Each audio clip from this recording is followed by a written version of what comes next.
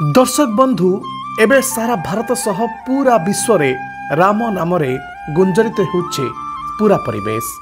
जनवरी 22 तारिख रे श्री राम मंदिर प्राण प्रतिष्ठा समारोह आयोजित हेब। समग्र देश रे श्री राम मंदिर पाई उत्साह देखिबा को मिलुछे। देश रे सही दिन दीपावली पालन पाई भी किछि लोके मनस्थ करिसंती। जदिओ एही देश रे अनेक राम भक्त अछंती जे माने दीर्घ वर्ष धरी राम मंदिर को अपेक्षा करी रहिथिले, किंतु बिहार रो किशनगंज रो बासिंदा देवदास कहानी पूरा भिन्न। देवदास जणे राम भक्त जी गत 23 वर्ष धरी खाली पादरे चलुछंती।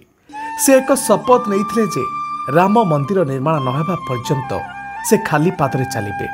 एबे देवदासंक संकल्प वर्तमान पूर्ण हेबाकु जाउछि।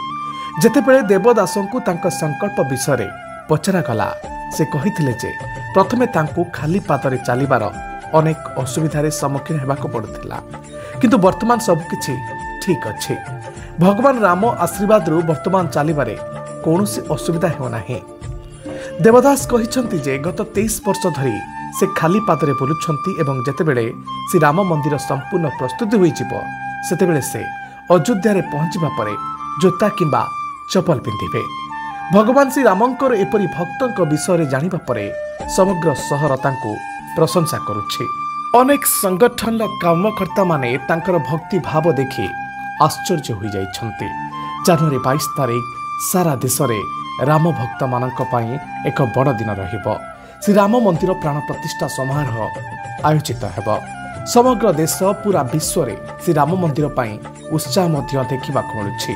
देश रे सही दिन किछि लोक दीपावली मध्य पालन करिवे बोली जहा मनस्थ मध्य करिसंती, किंतु एभଳି जणे भक्त जे पाखापाखि 23 वर्ष धरी खाली पादरे चलिबा बोलिबा सब किछि करूछंती एवं से शपथ नैथिले जेते पर्यंत राम मंदिर होई नाही सेते पर्यंत से चप्पल किंबा जोता पिंधिबे नाही।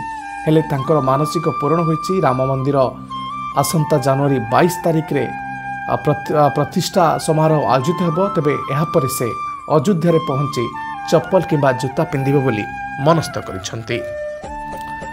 एभଳି किछि वीडियो पई आज ही हमकु सब्सक्राइब करंतु।